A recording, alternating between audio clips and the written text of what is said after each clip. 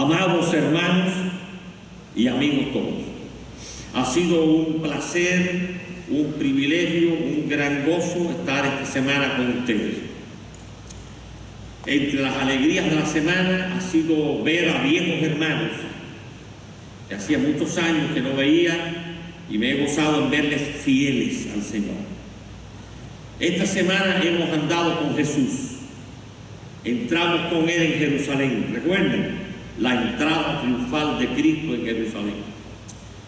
Lo vimos llorar ante la ciudad de Jerusalén, ante la indiferencia, la apatía de aquella ciudad muy parecida a la apatía del mundo moderno.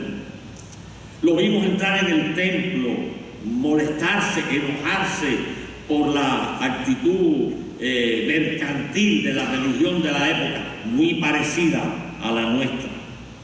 Lo vimos arrodillarse y sudar sangre en Getsemaní. Lo vimos experimentar el dolor de la traición de Judas y la negación de Pedro. Lo vimos ir a la cruz, a la horrible cruz, a la cruenta cruz. Y hoy estamos con Él en la tumba vacía. Qué bueno, mis hermanos, que Cristo no se quedó en la cruz. Hay algunas religiones que hablan del crucifijo. Crucifijo es alguien que está... No, Cristo no está en ningún crucifijo. La cruz está vacía. La tumba está vacía. El hecho de la resurrección de Cristo, ha dicho alguien, es la piedra angular del cristianismo. Hay un escritor norteamericano, George McDowell, algunos lo han leído. Yo tuve el honor de conocerlo personalmente hace algunos años. Él se ha dedicado a dar conferencias en las universidades. En los campus universitarios lo invitan. Es un hombre bajito, pero es un gigante de Dios. Él ha escrito decenas de libros, por lo menos yo conozco como 10 títulos.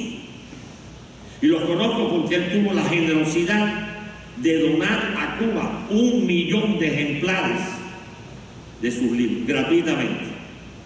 En un contenedor, no sé cuántos contenedores, se logró milagrosamente que eso llegara para todas las iglesias evangélicas de Cuba. Y él quiso ir para autografiar algunos de estos libros en algunos lugares, pero el G2 lo viró del aeropuerto. Él me decía en esa entrevista que tuvimos con él en Gale, me dijo: Nilo, yo sigo soñando en ir un día y sentarme en la Plaza de la Catedral. ¿Sabes qué es la Plaza de la Catedral? En La Habana, en un lugar donde se venden cosas y se ha hecho muy popular. Y allí los autores del cuadro los exponen, en fin. Y me dijo que diga: yo sigo soñando que Dios me dé, antes de morirme, la oportunidad de volver a Cuba para sentarme allí y autografiar a los hermanos de las iglesias. Él es autor de un libro que se llama Más que un carpintero, me imagino que lo han leído. Hay otro que se llama Evidencias que requieren un veredicto. Él es abogado, personal. Pero hay uno que se llama La Resurrección, así, La Resurrección. Y en ese libro McDowell dice que la resurrección de Cristo es la piedra angular del cristianismo, que con ella o se levanta o cae. Y así es, hermano, ciertamente. Pero antes que George McDowell lo dijera, ya el apóstol Pablo lo había dicho. En este pasaje que se leyó hace un momentico, en 1 Corintios 15, Pablo dice: si Cristo no resucitó, vuestra fe es vana. Es pues la resurrección de Cristo el corazón del Evangelio, la razón principal de que el Evangelio pueda ser creíble y pueda tener credibilidad en el mundo. Si la resurrección no existe, sencillamente todo esto es un globo inflado, pero gracias a Dios que no es así. Gracias a Dios que la resurrección de Cristo sigue siendo, aunque el gran tema polémico del mundo, para nosotros es la gran seguridad de que tenemos la vida eterna que Él prometió. Los grandes líderes religiosos tienen sus tumbas. Yo tengo un hijo que acaba de llegar del Medio Oriente. Él estuvo aquí anoche. Ustedes saben que en el Medio Oriente predomina, ¿qué religión? El Islam. el Islam. Mahoma tiene su tumba. Está en una región, una zona llamada La Meca, en Arabia Saudita. Hace poco en una enciclopedia vi una foto de La Meca y del santuario que tiene allí él. Es como un estadio, y en el centro hay una piedra cuadrada que pesa 2 o 3 toneladas, negra. Se cree que es un rastro de un aerolito, porque el negro viene por el hierro, ¿no?, que tiene, ¿no? Por la tradición maometana dice que esa piedra era blanca y que a través de los siglos los millones de musulmanes que van allí y besan la piedra la han contaminado con sus pecados y al negro. Ahí está la tumba de Mahoma. Nadie sabe lo que hay en una cajita ahí. Si queda algún huesito, nadie sabe. Es el lugar más sagrado del Islam. Buda, el gordo, ¿te acuerdas? El gordiflón Buda tiene su supuesta tumba en Ceilán, una isla que está al sur de la India. Allí está la tumba de Buda, Siddhartha Gautama, como se llama su nombre original. Dicen algunos que lo que queda es una muela, dicen algunos. Será verdad o mentira. Zoroastro, el fundador de estas religiones del Irán, en algún lugar de Irán, esa tumba es secreta, dice que está la tumba de Zoroastro, pero la tumba de Jesús está vacía. Esta iglesia ha hecho, pastor, un viaje a Palestina. Sí, porque aquí hay varias iglesias que han hecho viajes a Palestina. Mi hijo Jonathan estuvo allí. Yo viví en Cuba, me llamó papi. Fuimos a Palestina, a su iglesia, hizo un viaje. Y visitamos, me contó, visitamos el mar de Galilea, comimos pescado en el mar de Galilea, me bañé en el Jordán, papi, caminé por Belén, pero papi, ya vino ahí, estuvimos en la tumba de Cristo.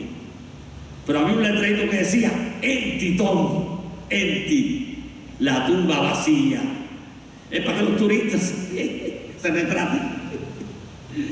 Cristo está en el cielo, Cristo está en el corazón de su pueblo, Cristo está en la historia. El mundo ha cambiado después de Cristo.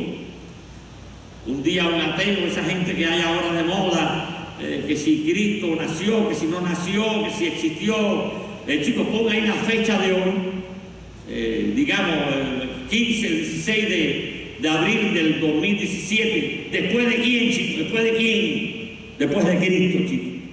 Cristo cambió la historia. Cristo dividió el mundo en dos, la historia en dos. Ese es el Cristo en el cual nosotros creemos. El Cristo que vive y reina para siempre. No podemos, hermanos, sentirnos avergonzados de Cristo. Cuando yo me convertí a Jesucristo a los 14 o 15 años, tomé como lema de mi vida Romanos 1:16. ¿Se recuerdan? No me avergüenzo del Evangelio porque es poder de Dios para salvación. No te avergüences del Evangelio.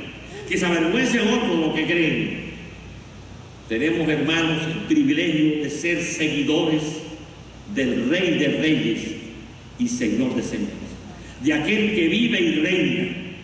De aquel que cambió el curso de la historia. La Semana Santa, lo hemos dicho cada noche, cambió, transformó la historia. Otros eventos históricos, hay muchísimos, sencillamente han conmovido, han sacudido la historia. Cristo la transformó. El mundo es mejor después de la Semana Santa. Cristo vive, su palabra lo dice y nosotros lo hemos experimentado. Los primeros cristianos, mis hermanos, lo creyeron y estuvieron dispuestos a dar su vida por esa creencia. Nadie muere por una mentira a sabiendas. Mucha gente ha muerto por mentiras, pero creyendo que son verdades, equivocados. Pero los primeros cristianos habían visto al Cristo. Hemos leído. Pablo hace un recuento ahí, se le presentó a Cefa y a fulano y a Mengano y a 500 hermanos y a mí, decía Pablo. Nosotros, hermanos, sabemos de que Cristo está vivo. Los primeros cristianos, la historia lo dice, lo hemos leído en estos días, se acobardaron. No era para ver, ¿sabes? Ver ahí a su líder crucificado, ultrajado, humillado. El mundo se les cayó encima.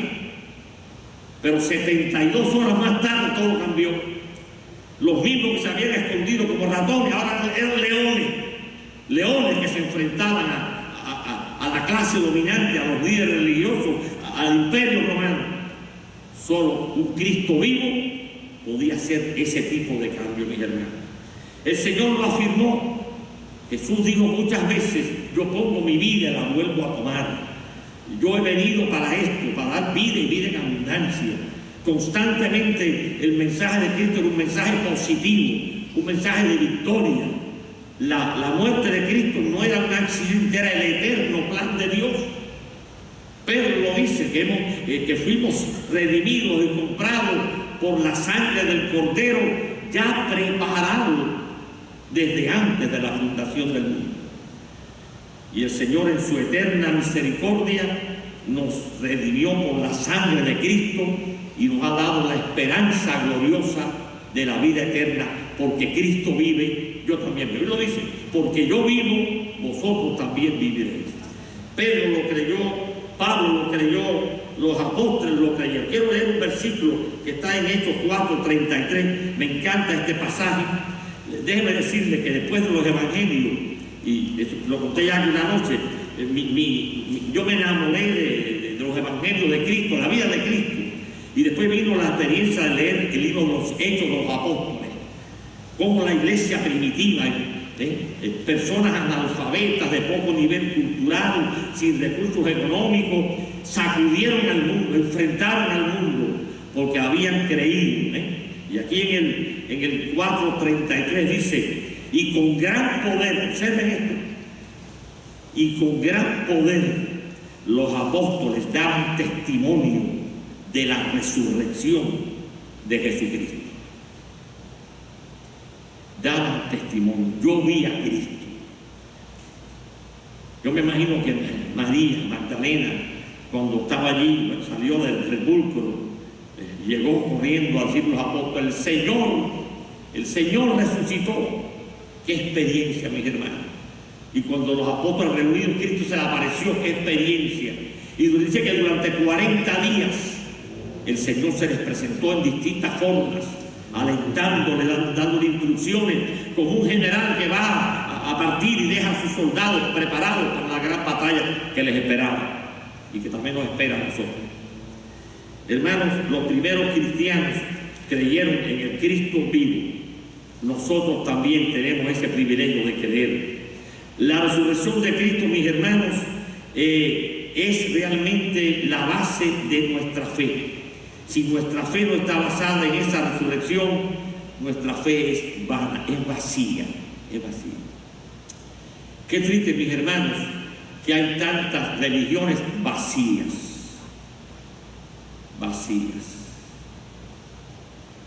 donde usted le prometen algo y después usted comprueba que no tiene nada. Qué triste que usted le dé un billete de $100 o de lo que sea, y usted cree que tiene en sus manos un dinero y es falso. No sé si usted está estudiando, usted va al banco, que le pone una rayita, hace una rayita. Ahora la gente que trabaja en los bancos sabe de eso, ¿no? Una rayita. Nuestra fe, hermanos, no está basada en un billete falso, está basada en la fe. La palabra fe significa confianza, seguridad, estabilidad. El gran capítulo 11 de Hebreos, los héroes de la fe. Lo que dice como Moisés, que se sostuvieron como viendo al invisible. La fe cristiana está basada, mis hermanos, en la resurrección de Cristo. El apóstol Pablo constantemente hablaba de la resurrección de Cristo. En los pasajes estos finales de Hechos, cuando él tiene que presentarse ante varias autoridades, Festo, Agripa, el otro, finalmente ante César, en todos los episodios, están ahí en estos 20 y pico, todo Pablo habla de que Cristo había resucitado. De tal manera que cuando Festo hace el informe para mandarlo, no, porque dice Festo, lo tengo que mandar ante el César, no sé qué poner. Y lo que puso fue que a Pablo se le acusaba, entre otras cosas, de seguir a un fulano, a un personaje difunto que había resucitado. Los historiadores antiguos, todos, de una manera o de otra, hacen referencia a Cristo.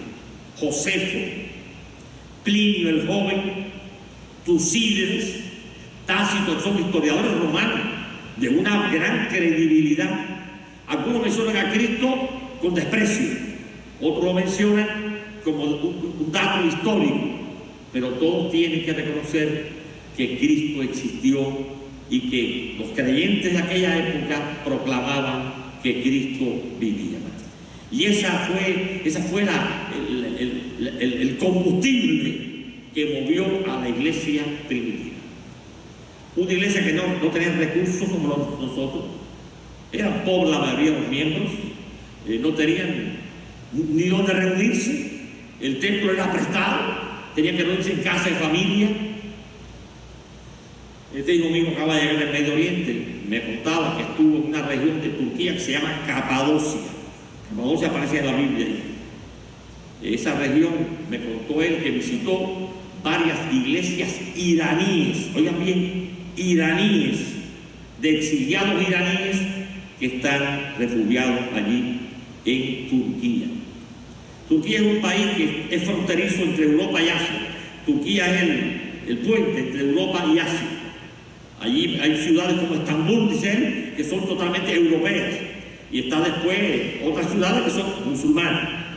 Y allí encontraron refugio miles de creyentes iraníes que están viviendo en cuevas, literalmente en cuevas. Sin dinero, sin recursos, han venido huyendo de la guerra, huyendo del volcán que hay en el Medio Oriente.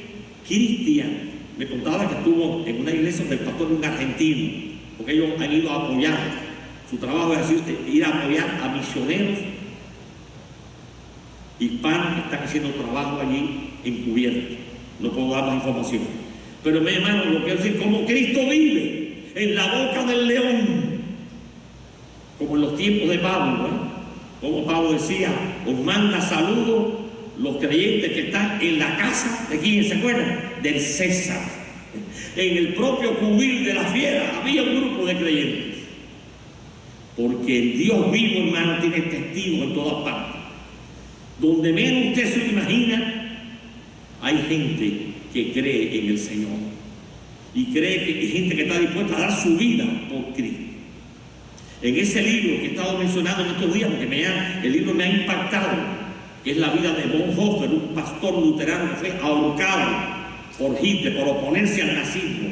Ahí se cuenta el biógrafo, que entre sus muchas relaciones, él había hecho contacto con algunos generales de Hitler que se opusieron a Hitler porque eran cristianos, eran luteranos, era gente temerosa de Dios, y ante la barbarie del nazismo no podían aceptar aquello.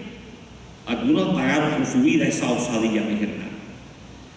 La sangre derramada en el circo romano, la sangre derramada en las hogueras de la Inquisición, la sangre derramada en los campos de concentración nazi, la sangre derramada, hermanos, en todas partes del mundo. Déjeme decirle, nosotros en América ni nos imaginamos lo que está pasando en otras partes del mundo. Hace poco yo asistí a una reunión de un misionero que estaba aquí de visita, y el hombre miró hacia el reloj y dijo: en 5 minutos han muerto 10 cristianos en el mundo. ¡Wow! O sea, 5 minutos, 2 por minuto. 2 por minuto. Usted y yo no nos imaginamos, hermanos, cuántos hermanos nuestros están sufriendo por Cristo porque han creído en el Cristo vivo. Nosotros en América estamos aquí tranquilitos todavía. No sabemos hasta cuándo. Porque en esa misma estadística que le oí a ese misionero me quedé frío cuando oí decir que entre los 20 países más peligrosos para los cristianos en el mundo, donde hay más persecución, está México y Colombia. ¡Wow! En el patio nuestro. Porque seguir a Cristo tiene un precio, mis hermanos. Pero nos hemos acomodado a esta sociedad que se hace la vista gorda, que nos tolera. no tengamos temor de confesar a Jesucristo y a este crucificado y resucitado. Cristo vive hoy, hermanos, en la vida de su pueblo. El mundo necesita ver a Jesucristo en tu vida y en la vida. Esa es la gran necesidad del mundo. Sí. Hace falta muchas cosas. En el mundo hay hambre física, hay necesidad de viviendas, hay necesidad de muchas cosas. Pero la gran necesidad del hombre moderno se llama Jesucristo. Y esa es la tarea de él, es la tarea tuya y la tarea mía. Y no solo esta semana, todos los días ahí en tu trabajo. Mañana vamos al trabajo, a la escuela, al hospital, a donde haya que ir, hermano. Predica a Jesucristo, vive con tu vida Jesucristo, brilla con la luz de Cristo.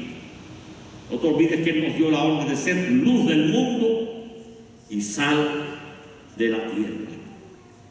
El Cristo que resucitó a Lázaro sigue resucitando vidas hoy, hermanos. En mi largo ministerio de más de 50 años he visto a tantos muertos resucitar. Homosexuales venir a Cristo, prostitutas venir a Cristo, asesinos venir a Cristo, gente sacado de la droga, del fango. Cristo tiene poder para transformar las vidas, mi hermano. Lo que no hace la religión, lo que no hace la cultura, lo que no hace la psicología, lo que no hace la filosofía, lo que no hace nadie, lo hace Jesucristo. Y cogió un saqueo que era un bandido, lo hizo un filántropo. Y cogió una samaritana que era una prostituta, le hizo una santa y una misionera. Y tomó a Saulo de Tarso, que era un criminal. Saulo mandó a matar a Esteban y lo hizo el apóstol de los gentiles. Y te tomó a ti y me tomó a mí y nos ha hecho nuevas criaturas. Ese es el poder de la sangre de Cristo y es el poder de su resurrección. Cuando Cristo entra en una vida, esa vida cambia, mis hermanos.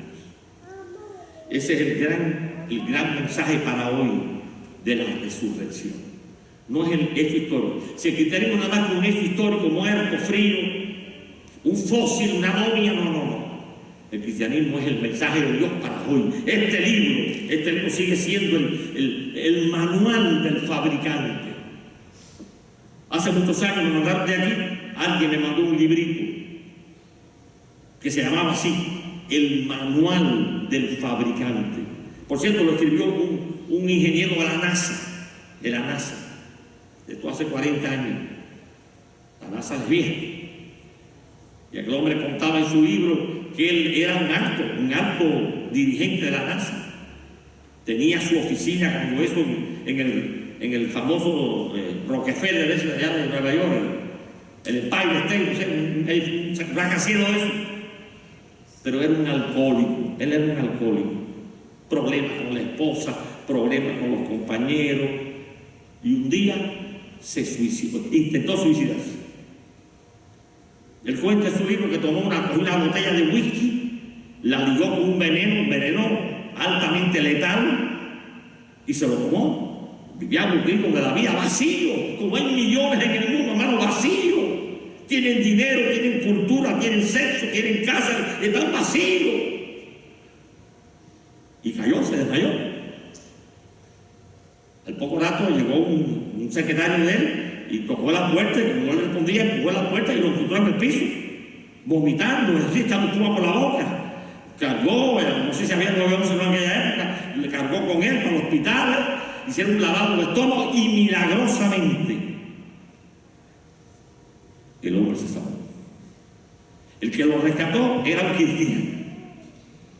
un cristiano, un empleado de inferior categoría, pero era cristiano. Y aquel hombre lo visitó todos los días en la clínica, en el hospital, y le habló de Jesús. Y él encontró a Jesucristo. Y entonces él escribió ese libro. Jesucristo es la palabra de Dios, es el manual del fabricante. Ustedes sabían, usted compra un artículo que viene un librito, un artículo, viene un librito, para que usted sepa cómo usar el aparato, si no lo echa a perder, o si no lo echa a perder, no lo aprovecha al máximo. Dios nos ha dado este librito. Para vivir sin Cristo no se puede vivir. La gente existe. Vivimos en una sociedad de muertos vivos. Estando yo en la prisión, había un compañero preso mío, un morenito, que decían el muerto. Yo decía, bueno, ¿por qué a ti te decían el muerto, viejo? Y me dijo que una vez, encaramado en una mata de mango, se cayó y se mató. Es decir, llegó al piso y la gente lo declaró muerto. Pero no, estaba muerto, estaba desmayado. Y los muchachos en el barrio pusieron muertos vivos. Las calles de este país están llenas de muertos vivos. De gente que camina, que come, que maneja un carro, pero son muertos vivos, ¿verdad? Y toca a nosotros hablar del que da vida, y vida en abundancia. Y ese es Jesucristo. No es la iglesia bautista, no es ninguna iglesia, no es ninguna religión, no es ninguna filosofía, es Cristo. Él lo dijo, yo he venido para darles vida y vida en abundancia. Esa es la vida eterna que comienza aquí, mis hermanos. Y esa es la tarea de la iglesia, decirle al mundo que solo Cristo salva.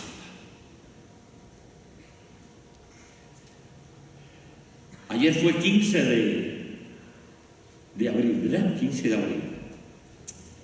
El 15 de abril del año 1912 se cumplieron ayer 105 años. Ocurrió el desastre marítimo más grande de la historia moderna. Imagino que ya con esa pista ya habrán, el hundimiento de qué barco. ¿Se acuerdan de qué barco fue? El Titanic en inglés, el Titanic. El buque más sofisticado y de más alta tecnología, era el orgullo. Bueno, Inglaterra fue siempre la reina de los mares. Y era el barco por excelencia, el barco insignia de la flota mercante inglesa. Tenía toda la tecnología de punta de la época. Inclusive algo que nunca antes se había experimentado, un doble casco. Nunca se había hecho un barco así, un doble casco. Era un gigante, un monstruo, algo extraordinario, fuera de serie. La travesía Londres-Nueva York se hacía normalmente en un mes. Este barco debía hacerlo en 15 días. El viaje inaugural fue un acontecimiento de la sociedad británica. La crema innata de la sociedad británica quería darse cita en ese viaje inaugural. Era un honor. El barco traía a bordo 2,000 pasajeros y tripulación. Dicen los historiadores que la crema innata de la sociedad británica de la época venía a bordo. Los lores, los pejes gordos de aquella época. Todo el mundo quería tener el orgullo de que viajé en el viaje inaugural del Titanic. Salió de Liverpool rumbo a Nueva York. Debía hacer el viaje en 15 días. Traía a bordo, repito, las personas más importantes de la época. Traía a bordo una orquesta de 50 profesionales para entretener las noches. Traía cientos, miles de botellas de whisky, del mejor whisky escocés de la época. Traía las mejores comidas, el mejor caviar, las mejores comidas. Lo que venía allí era la plana marina. Dicen que un periodista, yo soy periodista, los periodistas son muy... Dicen que una periodista, una mujer, y más mujer, la mujer más todavía, una periodista de un periódico de Londres, cuando estaban cargando el barco, se metió varios días cargando, observó que había pocos botes salvavidas para 2,000 personas. Apenas había botes para 500 personas. La